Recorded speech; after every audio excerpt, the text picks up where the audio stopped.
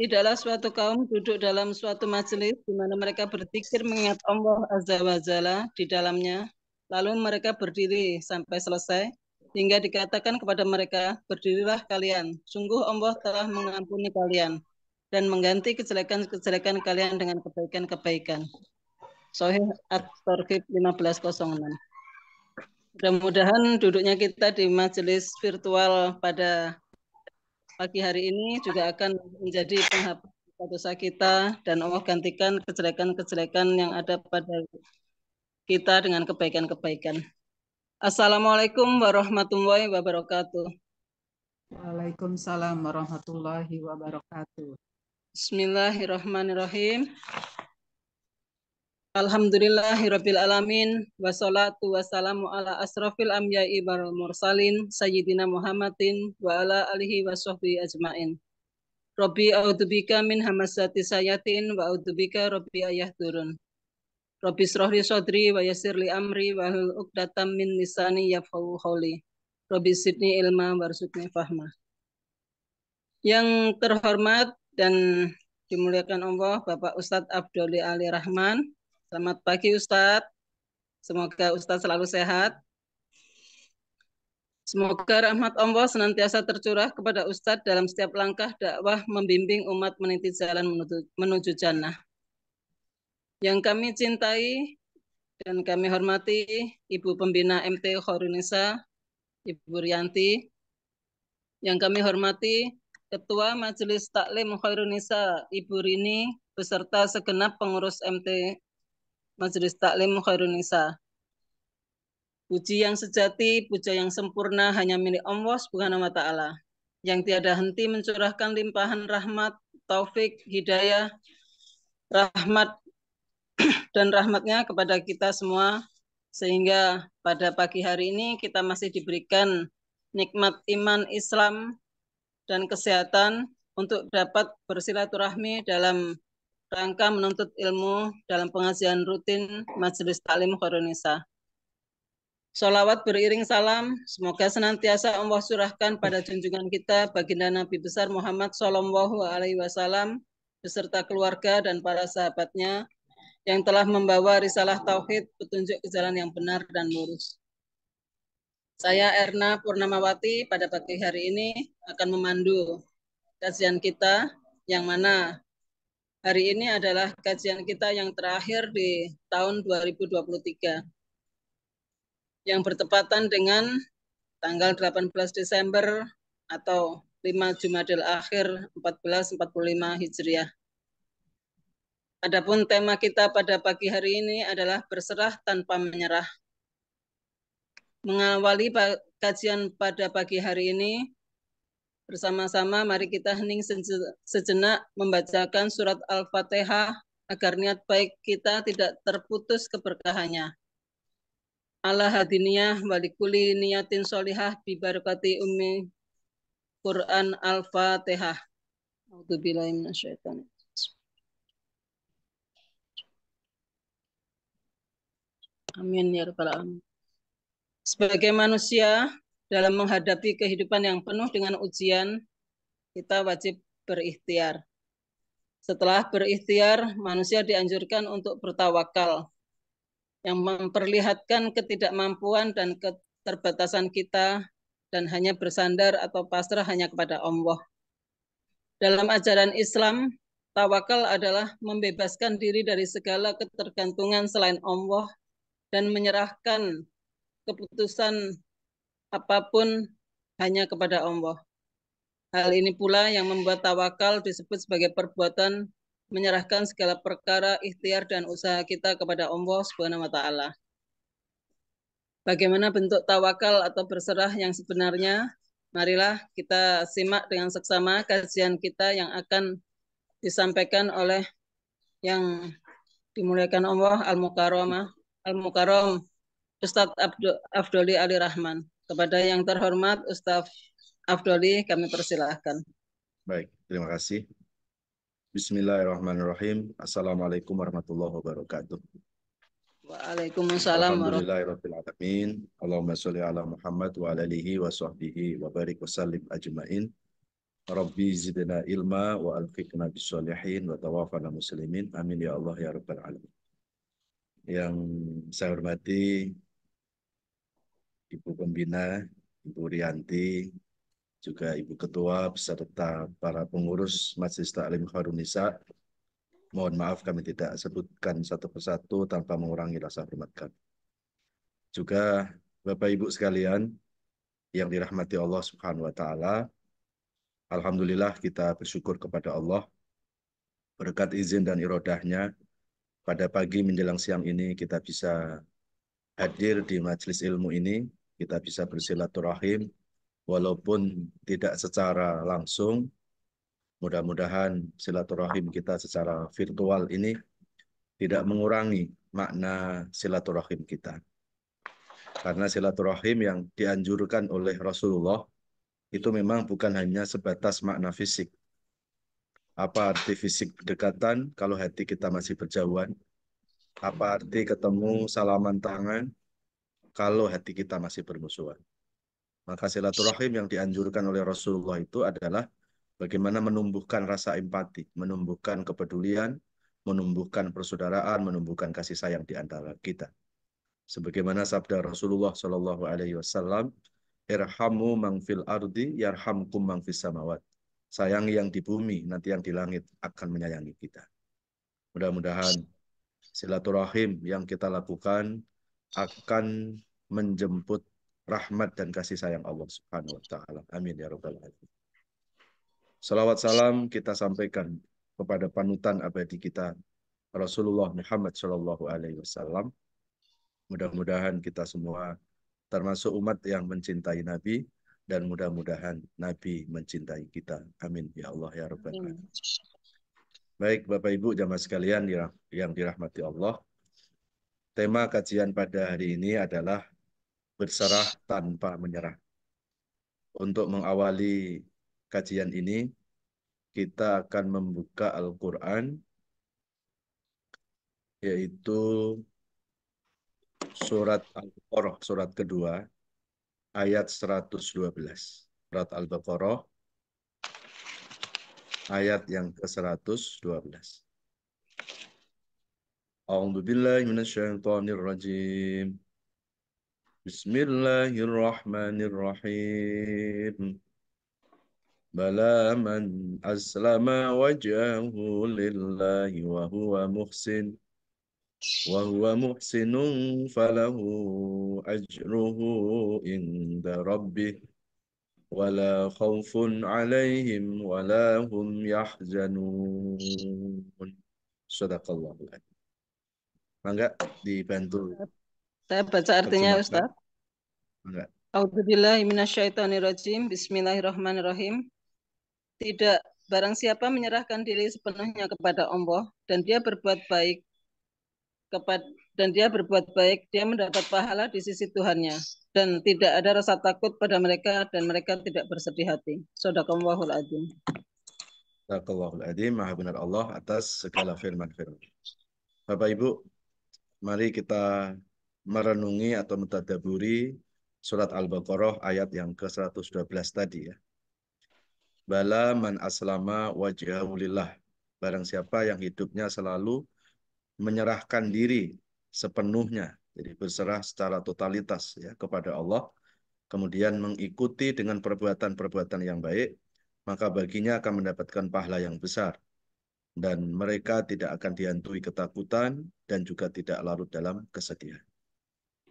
Jamaah sekalian yang dirahmati Allah, kalau kita merenungi surat Al-Baqarah 112 tadi, maka ada dua kunci ya, agar hidup ini mendapatkan ketenangan, agar hidup ini mendapatkan kebahagiaan. Apa kunci itu? Yang pertama adalah hidup ini harus aslama wajhahu lillah. Hidup ini harus bersandar kepada Allah. Ya, kenapa kita harus bersandar kepada Allah? Ya karena yang membuat hidup ini Allah. Maka yang membuat hidup pasti lebih tahu tentang solusi hidup. Ya, maka jangan pernah kita tinggalkan Allah, jangan pernah kita abaikan Allah, jangan pernah kita lupakan Allah. Ya, karena kalau kita mengabaikan Allah, maka Allah juga nanti akan mengabaikan hidup kita. Dan saat Allah itu sudah mengabaikan hidup manusia, apa yang terjadi? Maka manusia itu akan merasakan kehampaan-kehampaan dalam kehidupan. Akhirnya manusia itu hidupnya terasa hampa, ya hidupnya seperti kayak nggak ada arti, hambar, kemudian akhirnya mudah putus asa, lalu stres, depresi, dan seterusnya. Maka ketika ada orang itu mengalami hidup dalam keputusasaan, stres dalam menghadapi hidup, itu sebetulnya bukan karena masalahnya. Jangan-jangan kita salah dalam berserah. Jangan-jangan kita yang salah dalam melarikan masalah. Karena harusnya masalah ini kita larikan kepada Allah. Kita kadang justru ketika menghadapi masalah, kita larikan masalah ke pikiran kita, ke akal kita. Nah, lalu akhirnya akal kita merasa lelah, akal kita kemudian putus asa, galau, stres, dan seterusnya. Itu bukan karena masalahnya sebetulnya. Maka disinilah pentingnya dalam hidup ini kita harus selalu punya sifat tawakal kepada Allah. Ya, faida azamta fatawakkal 'ala Allah. Innallaha yuhibbul mutawakkilin. Itu di surat Ali Imran, surat ketiga ayat yang ke-159 dari pertengahan ayat sampai akhir ayat ya. Jadi kalau kita sudah berikhtiar, sudah berusaha, maka selebihnya ya kita berserah kepada Allah. Ya, kita serahkan sepenuhnya kepada Allah. Karena manusia hanya wajib berusaha dan manusia itu tidak wajib berhasil. Ya, innallaha yuhibbul mutawakkilin, dan sesungguhnya Allah itu sangat mencintai orang-orang yang selalu bertawakal. Baik, kemudian kita bisa buka lagi dalam Al-Qur'an surat At-Taubah, surat 9, ayat yang ke-51. A'udzubillahi minasyaitonirrajim. Qul lan yusibana illa ma kataballahu lana huwa maulana wa 'alallahi falyatawakkalul mu'minun. Shadaqallahu. Bu Rini, berkenan baca Bu Rini. Terima kasih Bu Erna. Auzubillahiminasyaitonirrajim. Bismillahirrahmanirrahim. Katakanlah Muhammad, tidak akan menimpa kami melainkan apa yang telah ditetapkan Allah bagi kami.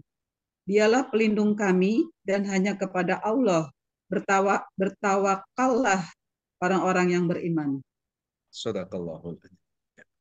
Surat At-Taubah, surat 9, ayat 51 ini ada korelasi dengan surat Al-Baqarah tadi ya.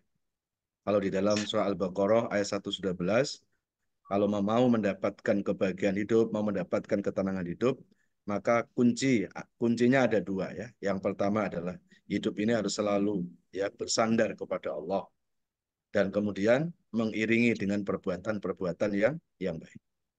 Nah, lalu di surat At-Taubah surat 9 ayat 51 ini lebih menguatkan kenapa hidup ini harus melibatkan Allah, kenapa hidup ini harus bersandar kepada Allah.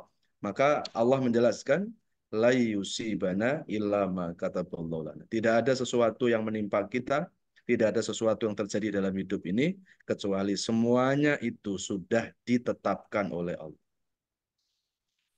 Jadi tidak ada sesuatu terjadi dalam hidup ini karena kebetulan, itu tidak ada. Ya. Jadi kita dalam hidup ini hanya menjalani apa yang telah ditetapkan oleh Allah. Kita nggak bisa memaksa Allah untuk mengikuti selera kita. Kita nggak bisa memaksa Allah untuk mengikuti kemauan kita. Karena memang hidup ini bukan mau-maunya kita. Hidup ini hakikatnya adalah mengikuti apa yang dimaui oleh Allah Subhanahu wa Ta'ala. Dan yakinlah, kemauan Allah tidak mungkin lebih jelek dari kemauannya manusia. Ya.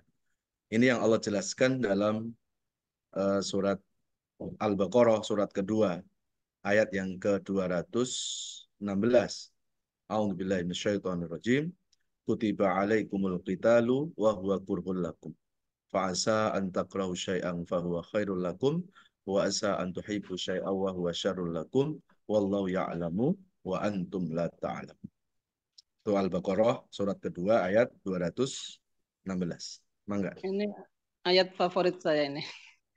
Intinya boleh jadi kamu tidak menyukai sesuatu itu ya Ustadz ya. Iya, Ya, saya bacakan silakan. artinya. A'udzubillahi minasyaitonirrajim. Bismillahirrahmanirrahim. Diwajibkan atas kamu berperang, padahal itu tidak menyenangkan bagimu. Tetapi boleh jadi kamu tidak menyukai sesuatu, padahal itu baik bagimu. Dan boleh jadi kamu menyukai sesuatu, padahal itu tidak baik bagimu. Allah mengetahui, sedang kamu tidak mengetahui. Shadaqallahul adzim. Sadaqallahul adzim, maha benar Allah atas segala firman-firman. Surat Al-Baqarah ayat 216, kita ambil poinnya dari ayat pertengahan sampai akhir ayat tadi. Boleh jadi kita membenci sesuatu, kadang yang kita benci itu justru malah baik menurut Allah Subhanahu wa taala.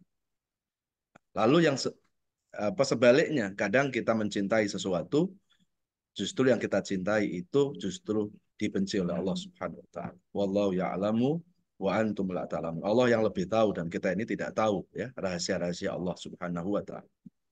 Maka disinilah pentingnya dalam hidup ini kita nggak bisa melihat sesuatu itu hanya dengan logika kita. Nggak cukup kita melihat sesuatu itu hanya dengan perasaan saja gitu ya. Jadi perlu dalam menghadapi persoalan-persoalan hidup ini harus dihadapi dengan kecerdasan spiritual, dengan kecerdasan iman. Ya, karena kalau kita menghadapi sesuatu itu dengan logika kita, dengan perasaan kita, pasti endingnya kita akan lelah. Ya, kita akan capek sendiri, gitu ya. Karena ya kita nggak mungkin bisa melawan ketetapan Allah. Kita nggak mungkin bisa melawan takdir Allah Subhanahu wa Ta'ala. Ya, maka mau nggak mau ya memang kita harus ikhlas, sabar ya menjalani apa yang telah dimaui oleh Allah Subhanahu wa taala. Ya. Dan kemauan Allah ya itu pasti ya untuk kebaikan hamba. Ya, cuma kadang kita sebagai hamba belum memahami rahasia-rahasia Allah itu. Ya. Maka disinilah pentingnya kita menguatkan iman kita ya. Disinilah pentingnya kita menguatkan ketakwaan kita kepada Allah Subhanahu wa taala. Karena kalau iman kita kuat, kalau takwa kita kuat, pasti kita juga akan baik ya dalam menjalani proses-proses kehidupan kita. Ya. Kalau iman kita baik, pasti akan mudah ikhlas dalam menjalani hidup. Dan ciri-ciri orang ikhlas itu tidak mudah panik, tidak mudah cemas, tidak dihantui ketakutan dalam menghadapi hidup. Ngapain kita harus takut menghadapi hidup? Hidup sudah diatur oleh Allah, kita manusia hanya tinggal menjalani saja.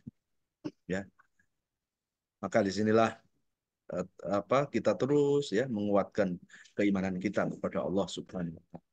Lalu dengan cara apa untuk menguatkan keimanan? Ada 3 cara itu. Yang pertama adalah bil ilmi, bil amal, bis sabri. Pertama, untuk menguatkan iman itu dengan ilmu. Maka sering-seringlah kita ikut kajian. Ya. Maka ketika kita mengaji, itu sebetulnya bukan hanya sekedar menggugurkan kewajiban. Kita mengaji itu sesungguhnya mengecas iman kita. Ya, maka nilai pengajian itu bukan dilihat siapa ustadznya. Nilai pengajian bukan dilihat berapa kali kita sudah mengaji. Tidak di situ. Tapi nilai pengajian adalah ketika pengajian itu bisa membawa efek positif dalam keimanan kita, dalam ketakwaan kita kepada Allah Subhanahu wa taala. Makanya kalau ada orang sebelum sama setelah ngaji kok sama saja, ya tidak ada perbaikan diri, tidak meningkatkan keimanan, tidak meningkatkan ketakwaan, jangan-jangan ngaji kita itu masih sebatas menggugurkan kewajiban. Belum membawa pengaruh terhadap peningkatan iman. Ya. Itu yang pertama ya, dengan ilmu. Lalu yang kedua apa? Bil amal, dengan amal soleh. Maka ketika kita kepingin dikuatkan iman kita, dikuatkan takwa kita, ya berarti kita harus bertambah beramal. Maka di Al-Quran, setiap kali Allah menyebut kata iman, itu selalu dibarengkan dengan amal. Ada dalam surat Al-Asri namanya ya. Wal asri innal insana lafi khus illa alladziina amanu. Sebelahnya apa? Wa amilus sholihat. Iman dibarengkan sama amal. Itu artinya kalau kita mau dinaikkan iman, ya kita harus bertambah beramal. Kalau iman dibarengkan sama ilmu, itu di surat Al-Mujadalah, surat 58, ayat yang ke-11. Yarfa'illahu alladhina amanu minkum waladina utul ilma darajat. Allah mengangkat derajat orang yang beriman dan yang berilmu. Ya, nah ini hubungan ilmu dengan keimanan. Lalu yang ketiga, kalau iman kita mau dikuatkan oleh Allah Subhanahu wa taala, maka kita harus semakin bertambah sabar. Bisobri, dengan kesabaran. Ya, karena setiap orang beriman pasti akan diuji oleh Allah. Ya, kenapa orang beriman itu diuji? Ya, karena dinaikkan kelas keimanannya. Ya, kenapa orang beriman itu diuji oleh Allah? Karena Allah kepingin menyeleksi, ya, sejauh mana kualitas iman seseorang. Apakah ini orang benar-benar beriman atau jangan-jangan mengaku beriman. Kalau orang yang benar-benar beriman, ya dia akan sabar, dia akan ikhlas dalam melewati ujian-ujian hidupnya. Ya, maka kita sebagai orang beriman nggak usah takut ya, ketika hidup kita diuji oleh Allah, ya. Justru saat itu sesungguhnya iman kita lagi diseleksi oleh Allah, lagi diaudisi oleh Allah.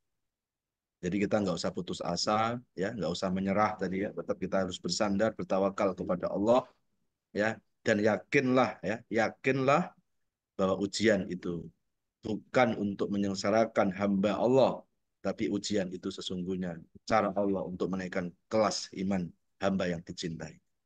Ya, inilah yang dijelaskan oleh Allah, ya, yang dijelaskan oleh Rasulullah dalam hadis, Ida habballahu abdan ibtalah. Kalau Allah itu mencintai seorang hamba, hamba itu tidak akan dibiarkan hidupnya begitu saja. Hamba itu akan diuji oleh Allah. Dan hamba itu akan bisa melewati ujian dengan kesabaran.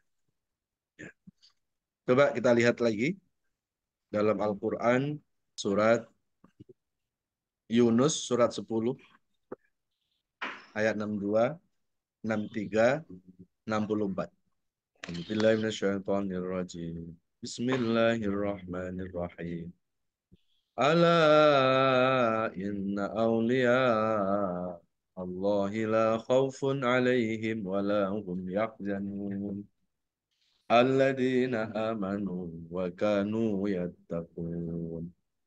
Lahumul bushra fil hayatid dunya wa fil akhirah. La tabdila li kalimatillah.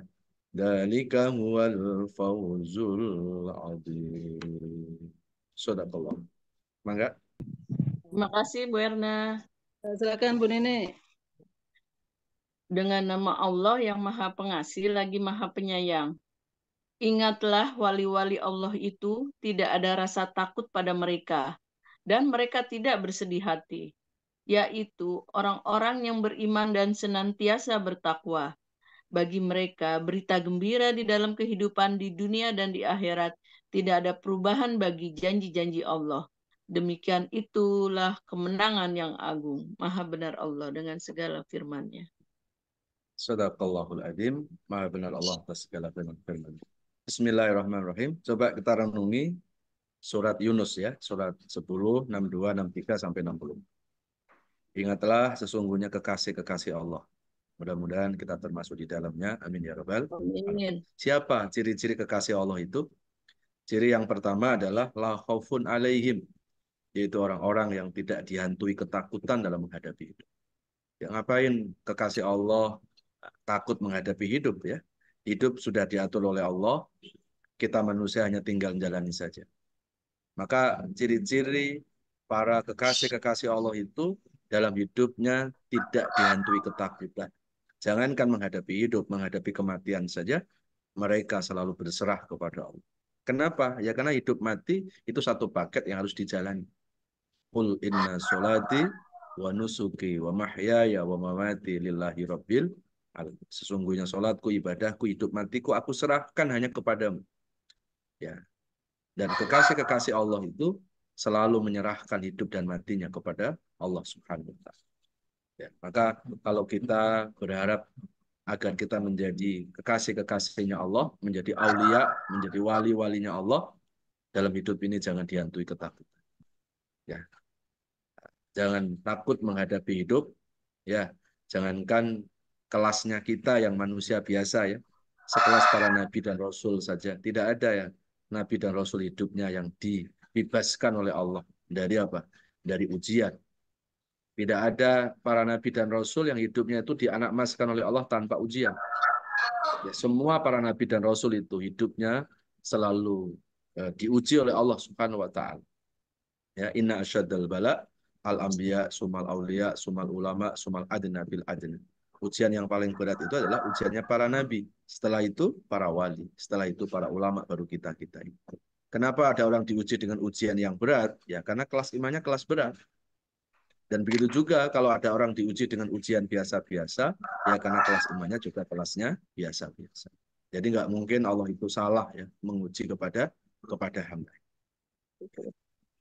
Kemudian yang kedua, ciri-ciri kekasih Allah masih di surat Yunus ayat 62, yaitu walahum yahzan. Mereka tidak tenggelam dalam kesedihan.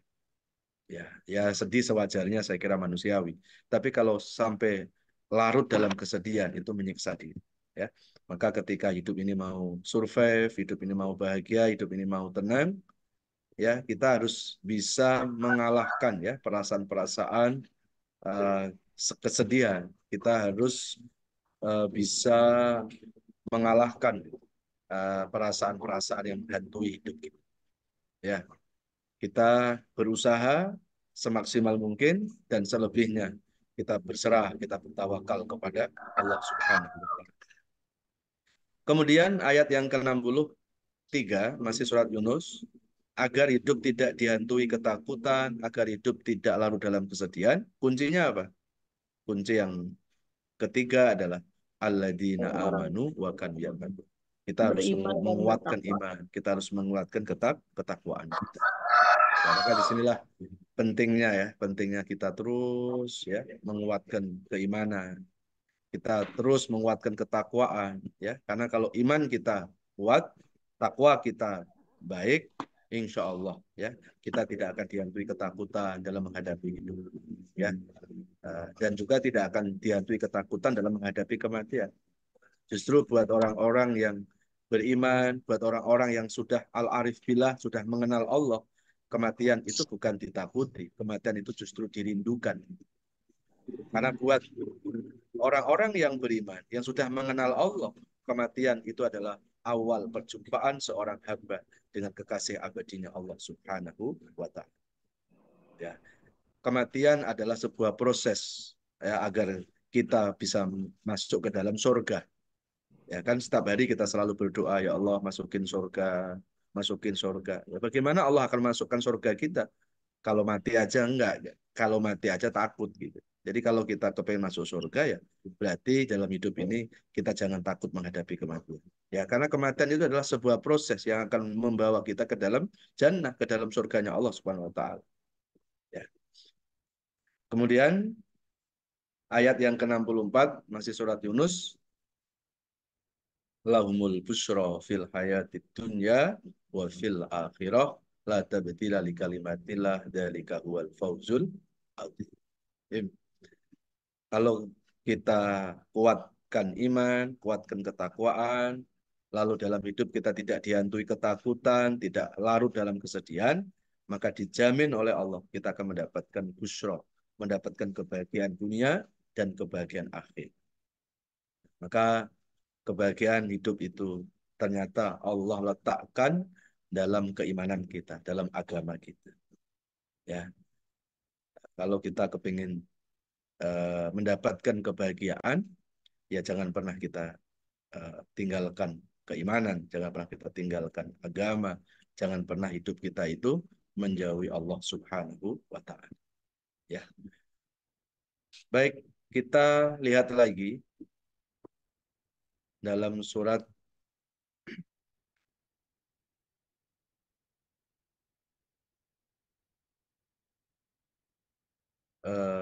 Al-Hadid,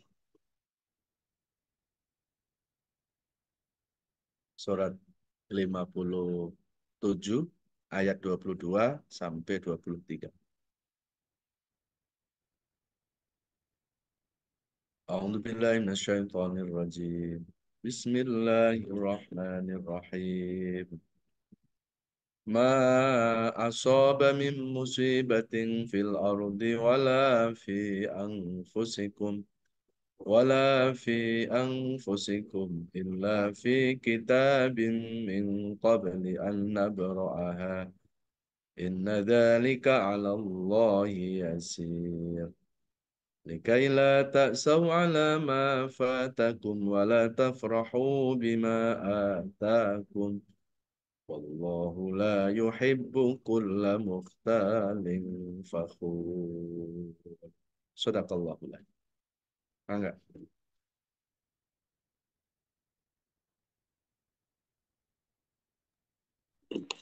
A'udzubillahiminasyaitonirrajim. Bismillahirrahmanirrahim. Setiap bencana yang menimpa di bumi dan yang menimpa dirimu sendiri, semuanya telah tertulis dalam kitab Lauh Mahfuz sebelum kami mewujudkannya. Sungguh yang demikian itu mudah bagi Allah. Agar kamu tidak bersedih hati terhadap apa yang luput darimu dan jangan pula terlalu gembira terhadap apa yang diberikan kepadamu. Dan Allah tidak menyukai setiap orang yang sombong dan membanggakan diri. Shadaqallahul adzim. Sadaqallahul adzim. Surat Al-Hadid, surat 57 ayat yang ke-22-23 ya. Ma asoba min musibah, tidak ada peristiwa, tidak ada bencana yang terjadi di muka bumi atau yang menimpamu kecuali semuanya itu telah ditulis oleh Allah sebelum peristiwa itu terjadi. Berarti takdir sama peristiwa itu duluan takdir. Takdir ditulis dulu oleh Allah, lalu peristiwa itu bergerak mengikuti gelombang takdir. Ya, maka kenapa kita tidak bisa melawan takdir? Kenapa kita nggak bisa menghindari takdir Allah? Ya karena takdir sudah ditulis oleh Allah terlebih dahulu. Lalu peristiwa kita manusia itu bergerak mengikuti gelombang takdir Allah Subhanahu wa taala. Jangankan peristiwa yang menimpa manusia, daun yang jatuh dari ranting pohon sekalipun, itu pun jatuhnya atas izin Allah, atas takdir Allah Subhanahu wa taala. Wa ma tasqutu min waraqatin illa ya'lamuha. Ya, tidak ada daun yang jatuh dari ranting pohon kecuali jatuhnya itu atas izin Allah, atas ketetapan Allah Subhanahu wa taala. Ya. Inna dzalika 'alallahi yasir, sesungguhnya itu semua sangat mudah buat Allah. Jadi kalau Allah itu mau menetapkan sesuatu dan juga mau merubahnya, ya buat Allah itu sangat mudah. Ya, maka disinilah kenapa kita terus mendekat kepada Allah, ya, terus berusaha untuk melibatkan Allah, terus berusaha untuk membersamai Allah itu. Karena kalau kita selalu membersamai Allah, pasti seberat apapun masalah hidup kita akan ada jalan keluar. Ya. Nah, kemudian ayat yang ke-23 masih surat Al-Hadid, likai la ta'sau ala ma fatakum wa la tafrahu bima atakum. Ya, kalau Allah menurunkan musibah kepada kita, likai la ta'sau ala ma fatakum. Kita tidak boleh terlalu sedih dan juga nggak boleh terlalu gembira. Di dalam hidup ini jangan terlalu bersedih, juga jangan terlalu bergembira. Kenapa kita nggak boleh terlalu bersedih? Ya karena hidup ini nggak mungkin sedih terus. Hidup ini nggak mungkin susah terus. Dan begitu juga hidup ini nggak akan senang terus. Jadi senang dan susah itulah dinamika kehidupan manusia. Ya. Kadang ya pertolongan Allah, rahmat Allah itu Allah turunkan di saat harapan dan putus asa itu ada di dalam diri kita. Ya, jadi dalam keadaan kepepet itu antara harapan dan putus asa, disitulah kadang Allah itu menurunkan rahmat yang menurunkan pertolongan kepada kita. Maka di saat-saat yang seperti itu jangan sampai kendor iman kita, ya. Jangan sampai kendor kesabaran kita, jangan sampai kendor kita terus ya berbuat kebaikan, berserah kepada Allah Subhanahu. Ya. Coba kita lihat lagi di surat Yusuf. Surat Yusuf itu surat 12 ya. Ayat 87. A'udzubillahi minasyaitonirrajim. Bismillahirrahmanirrahim. Ya bani yadhabu fatahassasu min Yusuf wa akhihi wa la tay'asu min rauhillah. Innahu la yai'asu min rauhillahi illal qaumul kafirun. Sadaqallah. Mangga. Bu Rini, silahkan Bu Rini. Terima kasih Bu Erna. A'udzubillahi minasyaitonirrajim. Bismillahirrahmanirrahim. Wahai anak-anakku, pergilah kamu, carilah berita tentang Yusuf dan saudaranya, dan jangan kamu berputus asa dari rahmat Allah. Sesungguhnya yang berputus asa dari rahmat Allah hanyalah orang-orang yang kafir. Sadaqallahul azim. Sadaqallahul azim. Ayat ini mengisahkan tentang Nabi Yusuf ya. Jadi sempat Nabi Yusuf itu hilang, ya bukan menghilang ya, tapi memang difitnah oleh saudara-saudara kandungnya. Yusuf dimasukkan ke dalam sumur, kemudian saudara-saudaranya itu lapor ke ayahnya bahwa Yusuf itu dimakan sama serigala, gitu ya. Nah, untuk membuktikan bahwa Yusuf itu dimakan serigala, saudara-saudara kandungnya itu melepas bajunya Pak Yusuf, kemudian mereka saudara-saudara Nabi Yusuf menyembelih domba, lalu darah domba itu dipoles-polesin di bajunya Yusuf, lalu kemudian dikasih tahu ke ayahnya bahwa wahai ayah, Yusuf telah meninggal dimakan sama serigala. Padahal sesungguhnya Nabi Yusuf itu dimasukkan ke dalam sumur tua oleh saudara-saudara kandung karena faktor iri. Karena saudara-saudara kandungnya itu menganggap bahwa ayahnya itu tidak adil, ayahnya itu terlalu cinta kepada Yusuf alaihissalam.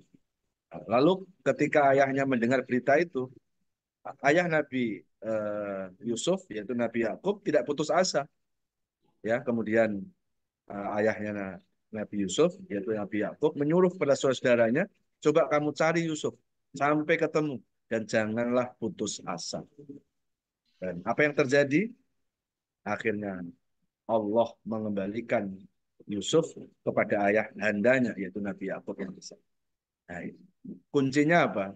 Karena ayah Nabi Yusuf tidak putus asa. Maka disinilah pentingnya kita terus ya untuk optimis ya, jangan pernah pesimis. Kita harus selalu berhusnudzon kepada Allah. Kita berbaik sangka kepada Allah. Jangan pernah kita berburuk sangka kepada Allah Subhanahu wa taala. Ya. Kita berusaha dengan maksimal dan selebihnya kita bertawakal kepada Allah SWT. Jangan pernah dalam hidup ini putus asa, karena sesungguhnya orang-orang yang putus asa itulah orang-orang yang kafir kepada Allah Subhanahu wa taala. Baik, kemudian kita buka lagi surat Ali Imran. Surat Ali Imran ayat 139. Ali Imran ayat 139. A'udzubillahi minasyaitonirrajim. Bismillahirrahmanirrahim. Wala tahinu wala tahzanu wa antumul a'launa in kuntum mu'minin. Sadaqallah. Mangga. Monggo Bu Nini. Terima kasih Bu Erna. Dengan nama Allah yang Maha Pengasih lagi Maha Penyayang. Dan janganlah kamu merasa lemah dan jangan pula bersedih hati. Sebab kamu paling tinggi derajatnya jika kamu orang beriman. Maha benar Allah dengan segala. Sadaqallahul adzim. Ya, surat Ali Imran surat ketiga 139 ya, Allah menyuruh kepada kita agar kita tidak larut dalam kesedihan, ya, tidak lemah, ya, karena kita punya Allah, ya. Mungkin kita lemah, tapi Allah kan maha kuat. Dan wa antumul a'launa in kuntum ta'lamun. Dan engkaulah orang yang sangat tinggi derajatnya di hadapan Allah kalau kalian benar-benar yang beriman kepada Allah Subhanahu wa taala. Jadi di ayat ini Allah mengingatkan kita orang beriman. Kalau kita benar-benar beriman kepada Allah, ya harusnya kita tidak tenggelam dalam kesedihan. Kita tidak lemah dalam menghadapi keadaan. Kita selalu optimis dalam menghadapi kehidupan. Ya. Dan tidak ada cara untuk bisa melewati persoalan-persoalan hidup itu kecuali kita hadapi dengan keikhlasan, dengan kesabaran. Ya, karena kesabaran itu menjemput rahmat dan pertolongan Allah Subhanahu wa taala. Ya ayyuhalladzina amanu sta'inu bis-sabri was-shalah. Wahai orang-orang beriman, minta tolonglah kepada Allah dengan sabar dan sholat. Jadi kalau kita lagi banyak menghadapi masalah, lagi menghadapi banyak ujian, ya, supaya kita tidak putus asa, supaya kita tidak tenggelam dalam kesedihan, kuncinya dua. Pertama adalah bis-sabri was-shalah. Minta tolonglah kepada Allah dengan sabar dan sholat. Ya, coba kita lihat lagi di surat Al-Baqarah 214.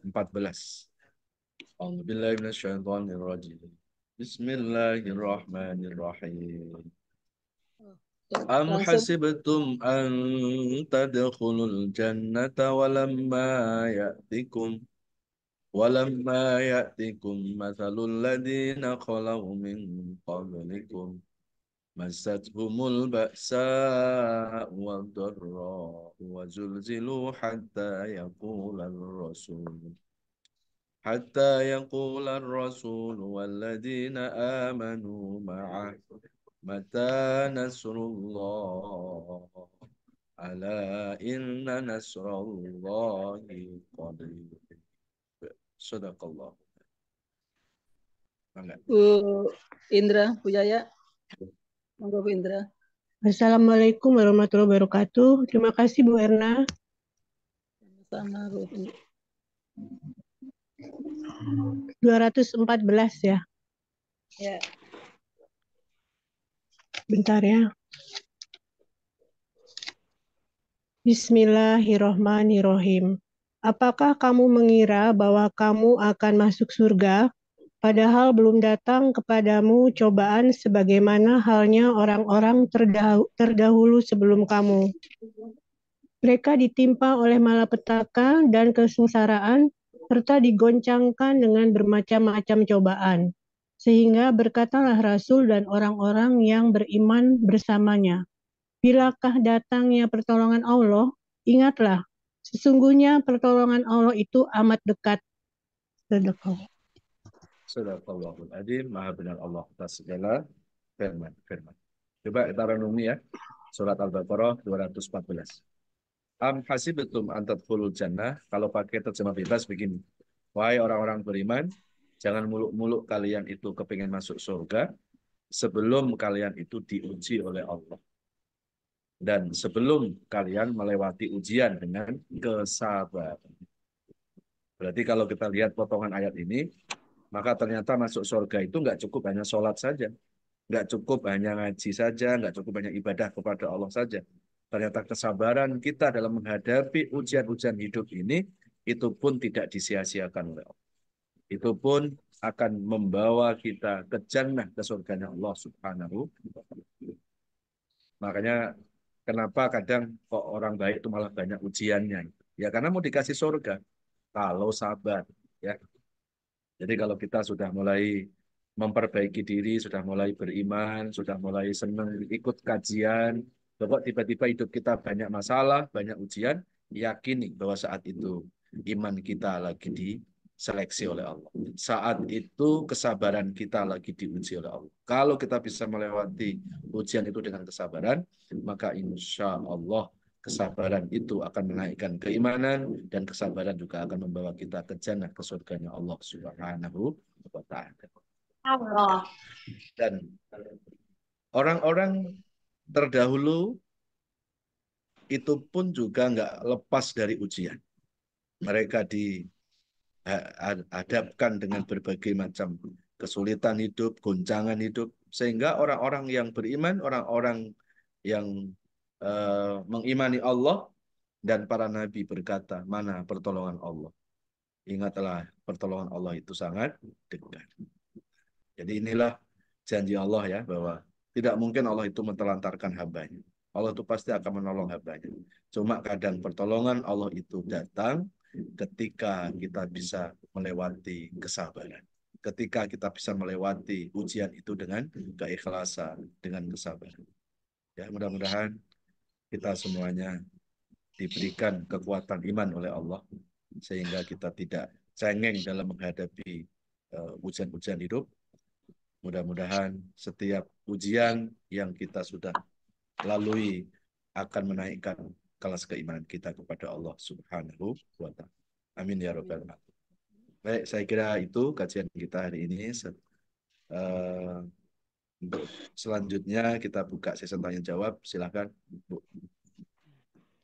Baik, terima kasih Ustadz atas ilmunya. Saya buka sesi tanya jawab, tapi mohon pertanyaan ditulis saja ya Ibu-Ibu. Silakan, saya akan membacakan pertanyaan yang sudah ditulis Ibu-Ibu. Atau mungkin ada yang ingin bertanya langsung. Ibu Rianti, Bu Rini. Bu Rianti lagi di jalan, Bu Erna. Oh iya.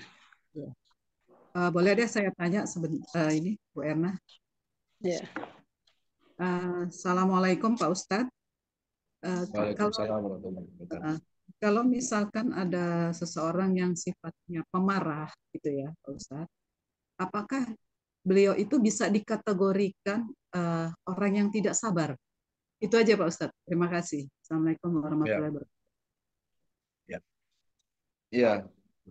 Dalam hadis Rasulullah SAW itu Rasul pernah ditanya oleh seorang sahabat, ya Rasulullah, usini bi'amalin ida amiltuhu dakhaltul jannah.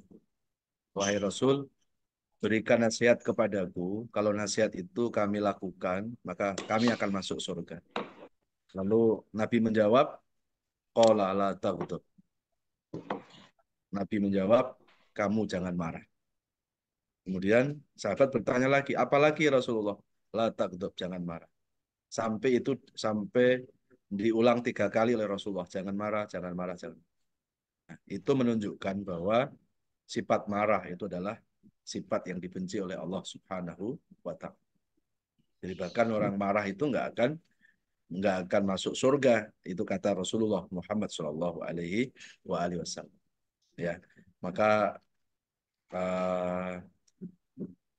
dalam kehidupan ini kita dianjurkan ya untuk selalu menyikapi semua persoalan itu tidak dengan emosi, tapi kita menyikapi semua persoalan itu dengan hati-hati ya, dengan hati, bukan dengan emosi. Kalau dengan marah, dengan emosi pasti nggak akan memberi jalan kebaikan ya. Tapi kalau kita hadapi masalah itu dengan hati kita, ya insya Allah sebesar apapun masalah yang kita hadapi, pasti akan ada jalan keluar. Ya. Dan kalau kita buka lagi di surat Ali Imran, surat ketiga, ayat 133 sampai ayat 134, A'udzubillahi minasyaitonir rajim. Wasari'u ila maghfiratin min rabbikum wa jannah. Bersegeralah untuk mohon ampun kepada Allah dan surga yang seluas langit dan bumi disediakan buat hamba-hamba yang bertakwa. Lalu apa tanda-tanda hamba yang bertakwa itu? Coba lihat 134 Ali Imran, yaitu orang-orang yang berinfak di saat lapang maupun sempit. Dan wal kadhiminal ghaid, tanda orang bertakwa itu adalah orang mampu menahan marahnya. Dan kemudian yang ketiga, wal afina anin nas, yaitu orang-orang yang suka memaafkan kesalahan orang lain. Wallahu yuhibbul muhsinin, bersedekah, kemudian menahan marah, lalu memberi maaf kepada orang lain, itulah perbuatan muhsinin, itulah perbuatan-perbuatan yang baik. Ya, bahkan kalau marah itu dilihat dari kacamata medis, ya, kacamata kedokteran, itu juga tidak baik, ya, akan membawa pengaruh dalam datangnya, ya, penyakit, akan mengganggu kesehatan. Orang yang suka marah-marah, ya, itu 70 kali lipat lebih rentan kena penyakit daripada orang yang mudah senyum, ya, yang mudah mudah yang rileks gitu ya. Karena ketika orang itu marah secara tidak langsung, maka jantung itu akan berdetak tidak normal, ya, dan itu akan mempengaruhi terhadap aliran-aliran darah, dan itu kalau itu dilakukan terus-menerus itu akan mengganggu kesehatan, ya. Dan Rasulullah pernah memberikan tips ya, kalau kita marah dalam kondisi berdiri, kata Nabi, duduklah. Kalau duduk masih marah, berbaring, gitu ya. Berbaring masih marah, maka berwuduklah, ya. Dan setelah wuduk, semoga kemarahan itu sudah meredah. Kenapa kok disuruh wudhu? Karena marah itu sifat setan, setan terbuat dari api, dan lawannya api adalah air. Kan banyak-banyak wudhu ya, supaya bisa mengendalikan kemarahan. Insya Allah. Sudah Ustadz. Ya, Terima kasih. silakan. Terima kasih Ustadz. Ini ada 3 pertanyaan dari jamaah, dari Ibu Dwi. Izin bertanya Pak Ustadz, bagaimana di ujung usia ini jika ingin beribadah puasa sunnah, tapi sudah merasa terlalu berat, ingin sholat malam pun kesulitan, ingin ikut kajian offline merasa lelah, mohon pencerahannya apa yang mesti saya lakukan. Ya, Kemudian satu-satu ya Ustadz. ya Bu. Mungkin satu dulu ya, nanti kita lanjutkan. Ya, kalau kondisi memang tidak memungkinkan ya, karena sudah sepuh atau mungkin kondisi fisik tidak memungkinkan untuk banyak-banyak beribadah, paling tidak Bu, utamakan ibadah-ibadah fardu dulu. Ya, ibadah-ibadah fardu. Sholat 5 waktu itu jangan sampai ketinggalan. Ya, kalau mamanya ibadah-ibadah sunnah, mamanya nggak bisa dilakukan, ya paling nggak ibadah-ibadah fardu dulu. Dan kemudian perbanyak untuk selalu berzikir kepada Allah, menyebut nama Allah. Kan kalau berzikir kan kita bisa lakukan di rumah, kita bisa lakukan sambil duduk, sambil berbaring, sambil berdiri gitu ya. Banyak-banyak ya kita terus menyebut nama Allah. Fadhkuruni adhkurukum washkuri wala takfurun. Berzikirlah eh, kepada Allah, ingatlah kepada Allah, nanti Allah akan mengingatmu. Itu kata Quran surat Al-Baqarah 152. Dan kemudian ada zikir yang sangat ringan diucapkan, tapi berat dalam timbangan amal, yaitu membaca subhanallah, walhamdulillah, wala ilaha illallah, Allahu akbar. Ini saya kira zikir yang sangat mudah ya diucapkan, tetapi ini kalau kita lakukan akan berat timbangan, ya. Nah, dan kemudian berusaha untuk untuk banyak-banyak mohon ampun kepada Allah, ya. Banyak-banyak beristighfar kepada Allah, ya. Mudah-mudahan itu akan mengganti ya amalan-amalan yang kita tidak bisa lakukan, insya Allah. Ya, silakan. Masih ada lagi? Masih 2 Ustadz. Yang selanjutnya dari Ibu Yuni dari Bandung, Bu Yuniarti.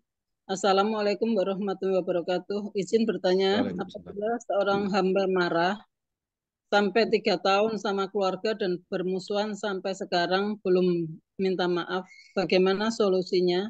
Padahal orang masih ada, masih mau ketemu susah, gitu Ustaz. Baik, apalagi permusuhan sampai memutuskan tali silaturahim ya. Itu perbuatan yang sangat-sangat dibenci oleh Allah Subhanahu wa taala. Bahkan sampai Rasulullah itu pernah mengatakan di dalam hadis, la tajidu raihal jannah, tidak bakal mencium bau harumnya surga. Siapa itu? Aqul walidain, anak yang durhaka sama orang tua. Lalu yang kedua, qati'ur rahim, yang memutuskan tali silaturahim. Jadi kalau hari-hari ini kita berharap supaya masuk surga, ternyata surga itu nggak cukup hanya sholat saja, puasa saja, nggak cukup gitu ya. Tapi surga itu juga bisa dimasuki melalui berbuat baik pada orang tua. Ya, dan kemudian dengan bersilaturahmi. Itu juga akan membawa seseorang ke dalam surganya Allah. Ya. Jadi kalau anak-anak berharap supaya masuk surga, ternyata surganya anak itu nggak cukup hanya sholat saja. Ternyata surganya anak itu ketika membahagiakan orang tua. Tapi hari ini kan banyak anak-anak cari surga di tempat yang jauh-jauh. Padahal ketika anak-anak itu masih punya orang tua, ya orang tua itu surganya. Datangi rumah orang tuanya. Berarti sama dengan dia mendatangi surganya sendiri. Apalagi kalau orang tua sudah tinggal satu rumah dengan anaknya. Nggak perlu anak cari surga di luar rumahnya. Karena sudah ada surga di kamar rumahnya. Bahagiakan orang tua, jangan boleh orang tua itu bersedih. Insya Allah hidup anak itu akan dibahagiakan oleh Allah. Yang kedua, yang tidak bisa mencium bau harumnya surga siapa? Yang memutuskan tali silaturahim. Jadi kalau masuk surga nggak cukup hanya ngaji, puasa, sholat, nggak cukup. Gitu. Ternyata pintu surga juga bisa dilalui melalui pintu silaturahim. Tapi hari ini banyak orang takut dosa ninggalin sholat, tapi nggak takut dosa ketika meninggalkan tali silaturahim. Ya, padahal meninggalkan silaturahim itu pun juga akan mendatangkan azab Allah. Bahkan nggak bisa mencium bau harumnya surga, apalagi masuk surga. Ya, maka dalam kondisi-kondisi seperti saat ini ya, memang kita harus terus ya memperkuat silaturahim kita. Jangan sampai silaturahim kita ini kendor. Jangan pernah silaturahim ini dikorbankan hanya gara-gara perbedaan-perbedaan. Ya, sekarang kan banyak kan hal-hal yang bisa memicu orang itu mutusin silaturahim. Ya, sekarang eh, kadang banyak orang memutuskan silaturahim hanya gara-gara beda fikih, beda pemahaman, sama Muslim aja saling bermusuhan. Ya, nanti sebentar lagi akan beda politik umpamanya, kemudian saling provokasi, saling memutuskan persaudaraan. Ya, jadi jangan gara-gara perbedaan-perbedaan itu kemudian kita mengorbankan silaturahim kita. Ya, kita sudah saatnya lebih mempertajam persamaan, nggak usah kita pertajam perbedaan. Karena kalau kita pertajam perbedaan, nggak akan ada selesainya. Sampai kiamat selesai, ya baru selesai perbedaan itu. Ya, maka pertajam persamaan. Kalau sesama orang Islam, ya kita lihat kesamaannya saja. Ya, kalau sesama orang di luar Islam, ya kita lihat mereka manusia, kita manusia. Kita disakiti, kita nggak mau. Kenapa pula menyakiti mereka? Apalagi kalau yang masih ada hubungannya kerabat, gitu ya. Janganlah kita eh, memutuskan tali silaturahmi. Ya, saya kira itu. Ya, satu lagi Ustadz, bagaimana zikir dan doanya untuk menghilangkan marah. Ya, sebetulnya kalau orang marah, pasti suruh zikir akan susah ya. Jadi justru ketika ketika kita itu lagi kondisi baik, ya, disitulah kita disuruh banyak-banyak berzikir kepada Allah. Ya, supaya zikir kita itu bisa mengefek terhadap perilaku, terhadap kemarahan kita, gitu ya. Jadi jangan nunggu marah baru berzikir gitu ya. Jadi harusnya di saat kita lagi baik-baik aja kita berzikir supaya ketika nanti ada kemarahan, zikir yang kita lakukan itu akan menjaga kita dari kemarahan tersebut. Ya, begitu, Bu. Baik ya, saya kira itu dulu yang bisa disampaikan karena sebentar lagi mau waktu zuhur. Mudah-mudahan apa yang saya sampaikan hari ini akan menjadi pencerahan buat kita semuanya. Amin ya Allah ya Rabbal. Mari kita tutup doa. Bapak Ibu sekalian, semoga doa-doa kita diijabah oleh Allah Subhanahu wa taala. A'udzubillahi minasyaitonirrajim. Bismillahirrahmanirrahim. Alhamdulillahirabbil alamin. Allahumma sholli ala Muhammad wa ala alihi wa sahbihi wa barik wa sallim ajmain. Ya Allah, bila hidup ke depan kami ini masih membawa kebaikan-kebaikan buat kami. Mohon panjangkan usia kami, ya Allah. Berikan kesehatan jasmani rohani kami. Angkat seluruh penyakit-penyakit kami, baik penyakit fisik maupun penyakit hati yang susah diobati. Berikan keikhlasan dan kesabaran dalam menjalani sisa-sisa hidup ini, ya Allah. Ajarkan kepada kami makna sabar, ya Allah, agar kami mampu mensikapi semua cobaan hidup ini dengan penuh keikhlasan, dengan penuh ketabahan. Kami sadar, ya Allah, apapun yang menimpa kami, semua ini adalah rencanamu, ya Allah. Semua ini adalah takdirmu, ya Allah. Kami tidak mungkin mampu melawan rencanamu, ya Allah. Ya Allah, berikan kekuatan kami, agar kami mampu ikhlas, tabah, sabar, menghadapi ujian-ujianmu. Ya Allah, ajarkan kepada kami makna tawakal, ya Allah, agar kami mampu berserah diri hanya kepadamu, ya Allah. Karena hidup dan mati kami, semuanya ada dalam genggamanmu, ya Allah. Ya Allah, sebelum ajal menjemput kami, izinkan kepada kami untuk bertaubat kepadamu, ya Allah. Kami bukan orang yang suci dari dosa, kami bukan orang yang suci dari kesalahan, ya Allah. Kami menyadari banyak dosa-dosa dari masa lalu hingga saat ini. Ampuni dosa-dosa kami. Jangan Kau balas dosa-dosa kami dengan kemurkaan-Mu, ya Allah. Jangan kau balas dosa-dosa kami dengan musibah-musibah yang selalu menghampiri hidup kami. Ya Allah. Wassallallahu ala nabiyina Muhammadin wa ala alihi wasallam. Alhamdulillahi rabbil. Demikianlah yang bisa disampaikan. Semoga apa yang disampaikan ini membawa manfaat buat kita, dan semoga apa yang saya sampaikan ini akan mampu ya, membawa peningkatan ya, keimanan dan ketakwaan kita kepada Allah Subhanahu wa Ta'ala. Mohon maaf lahir batin. Assalamualaikum warahmatullahi wabarakatuh. Terima kasih Ustadz. Demikian Ibu-Ibu kajian dari Ustadz Afdholi Ali Rahman yang bertema berserah tanpa menyerah, di mana kita diharapkan hidup ini akan selalu diuji, tapi kita tidak perlu takut dan cemas jika kita bertawakal kepada Allah. Dan kiat untuk kita dapat meningkatkan keimanan itu dengan senantiasa menuntut ilmu agama, beramal dan serta sabar dalam menghadapi setiap ujian Allah. Karena pertolongan Allah itu sangat dekat, dan setiap permasalahan pasti ada jalan keluarnya. Saya selaku pembawa acara mengucapkan terima kasih Ustadz, juga jamaah semua yang telah bergabung pada kajian pada pagi hari ini. Rabbana atmim lana nurana waghfir lana innaka ala kulli syai'in qadir. Rabbana taqabbal minna innaka antas samiul alim wa tub alaina innaka antat tawwabur rahim. Subhanakallahumma wa bihamdika asyhadu alla ilaha illa anta astaghfiruka wa atubu ilaik. Demikian Ibu-Ibu, Ustadz, terima kasih atas ilmunya. Wabillahi taufik wal hidayah. Wassalamualaikum warahmatullahi wabarakatuh.